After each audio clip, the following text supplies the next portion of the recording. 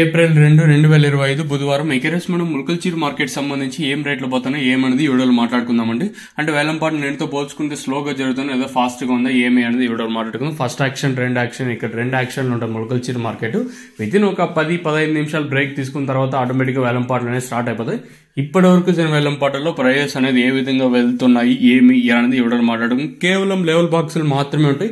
22 ఇంకా 23, 24, 25 కిలోల వరకు ముల్కల్చీర్ మార్కెట్ అయితే ఉంటుంది. సో సూపర్ టాప్ 230 రూపాయలు, 220తో 225, 210, 200 రూపాయలతో 2 లాట్లు అయితే మార్కెట్ అయితే జరుగుతుంది. యావరేజ్ గా ఏం పోతుందో అలాగే మీడియాలు ఏం పోతున్నాయి ఏమి అని మొత్తం అనేది నేను నెక్స్ట్ ఇంకో వీడియో చేస్తాను. ప్రస్తుతానికి మన ముల్కల్చీర్ మార్కెట్ సంబంధించి సూపర్ టాప్ 230 రూపాయలు ప్రస్తుతానికి మన ముల్కల్చీర్ మార్కెట్ లో సూపర్ టాప్. ఇంతకన్నా పెరిగే ఛాన్స్ లేదా అంటే ఇంకా ముందరికి దీనికి మించి నెంబర్ 1 క్వాలిటీకి మించి ఏమైనా వస్తే ఇంకా మరింతగా వెళ్లే ఛాన్స్ ఉంటుంది చూడాలి. ప్రస్తుతానికి ముల్కల్చీర్ మార్కెట్ సంబంధించి సూపర్ టాప్ 230 రూపాయలు. యావరేజ్ గా ఏం పోతుంది, మీడియాలో ఏం పోతున్నాయి ఏమి ఎలా అనేది మీకు నెక్స్ట్ వీడియోలో మొత్తం పూర్తిగా కవర్ చేశాను.